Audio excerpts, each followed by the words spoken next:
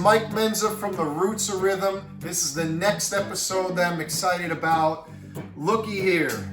We got ourselves a 1956 Les Paul Special. And today, we're going to get into more detail. We're going to show you the fine details about vintage guitars. All right, we're going to get more in depth each episode, so you better pay attention. Today we're going to dissect a 1956 Les Paul Special in a clean one. So now let's talk about the finish. Right here we have a lime mahogany finish. And in the mid-1950s, this was the only color that they were coming out with. After that, they came out with the red. But at this time, this is what they were coming out as, a very creamy finish. I think it's really beautiful on these guitars. And this is a really clean one, so you can really see, there's a little bit of age, but just a beautiful finish that held up over these years. I mean, think about it, 1956. Look at this guitar. I mean, look at that. It's just amazing. Clearly, this person kept it in clean condition. And as you can tell, everything is 100% original.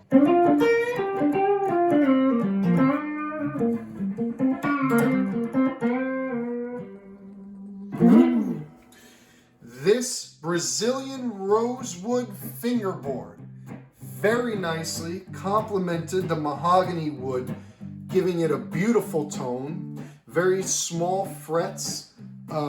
So that's something that's unique about this guitar. But what makes this guitar awesome is the P-90s, which we're going to get into detail right now about.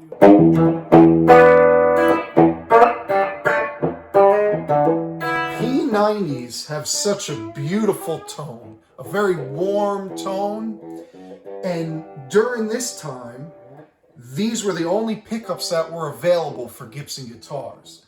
And I'll do a little sample for you.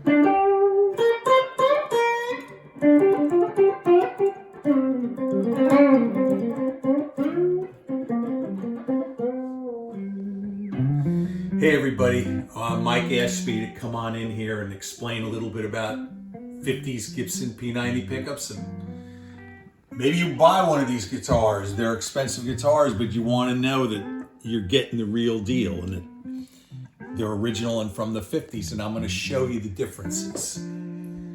Okay, if you come over here, there's basically three versions. The really early 50s, what you're looking for, of course, this looks really old, and that's good, all right? But you've got flathead screws, which is 50s.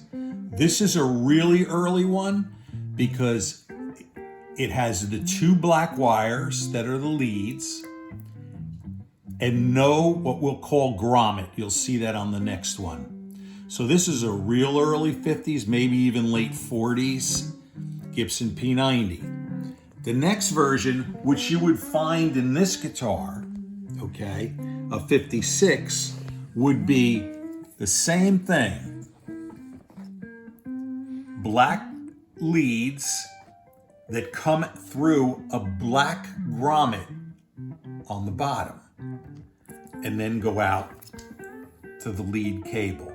This would be mid-50s up until 1962. So this is what you're looking for. You really want this one in this guitar with the black grommet, double black leads.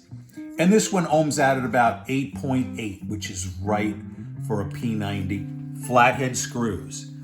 Now, the next version, and see it's even got the black cover, so it looks exactly the same, is a black and white grommet, black and white wire lead with a tan grommet. If you see that, that's from 1962 on into the 60s. So it's a very cool pickup and it would work in this guitar, but if you're buying 100% original Les Paul Special from 1956, this is what you should see. All right, when we're looking at a 56 Les Paul Special, we're looking for the original black hat knobs, we called them. They only came on the Specials and the Les Paul Customs. Then we have the stop bar tailpiece, adjustable screws. There was never a tune-o-matic on a Les Paul Special. The gold tops had tune-o-matics. The P-90s, of course. The black poker chip that says rhythm and treble with that beautiful amber switch tip, which they get lost, and it's kind of like, it has a look, it can't be duplicated. It's from the 50s.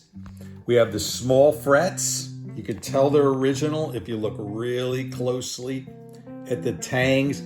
That takes a discernible eye, but that's how we tell they're original.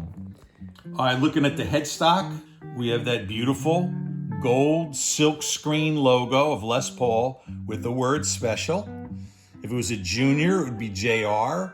If it was a gold top, it would be model, okay? Then we have the Gibson logo, pearl, plastic.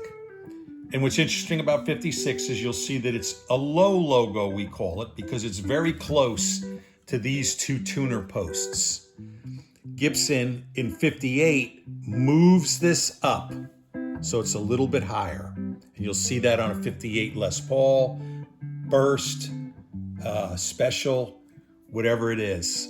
So, and you know, we have the truss rod cover, which is that beautiful black, white with a ripple in it. Always look for the ripple. I don't know if you can see it on this one. No, it doesn't have much of a ripple. But original nut, this guitar is 100% original. And the tuners are the typical single line Clousons, 3 on a side. And the serial number in the 50s, the first number indicates the year. So 6 is a 56. Normally there would be a space between the 6 and the 2. So it would be 6 space and 4 numbers. But 56, they made a lot of guitars. And so, boom, they started with a 1. So theoretically, this is the 12,474 Gibson guitar they made that year. So it's the end of 56 on the guitars that had serial numbers like this. All right, let's take a look inside. Look at the electronics of this guitar. We lift the black plate. Boy, that looks good. That's original. And what we see inside in the routing is 4 perfect looking pots.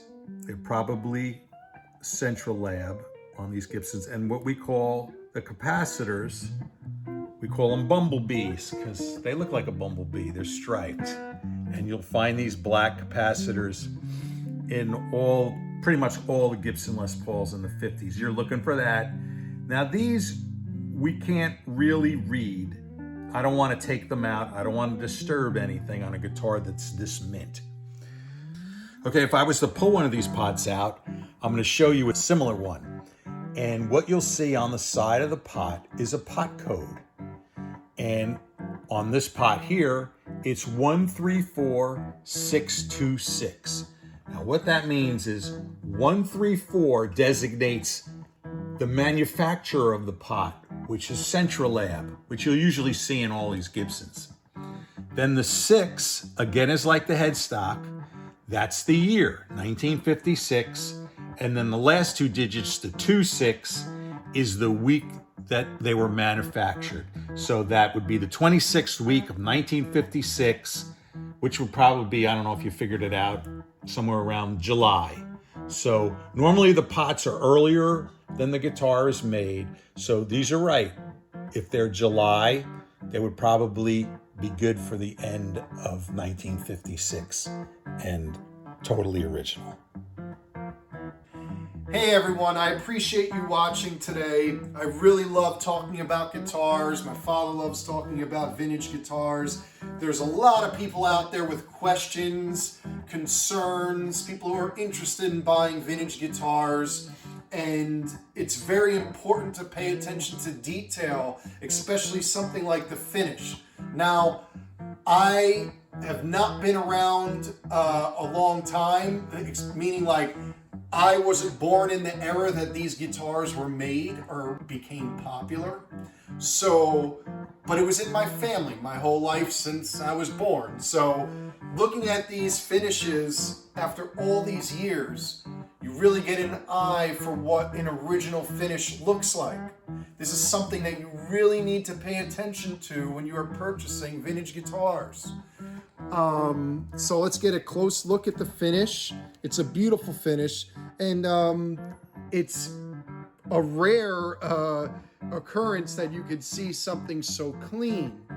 And so this is a very prime example of a guitar that held up a beautiful finish after all those years. Yes, there'll always be a little bit of discoloration from over the years. I mean, it's from the 50s, but this is something to pay attention to. Now, we're going to have a lot more episodes in the next coming weeks and months, so I want everyone to stay tuned. I want you to subscribe to my YouTube channel because there's going to be so many cool guitars out there for all of you to see, and it's fun for me to show you. So rock on. Mike Menza Music. Tune in.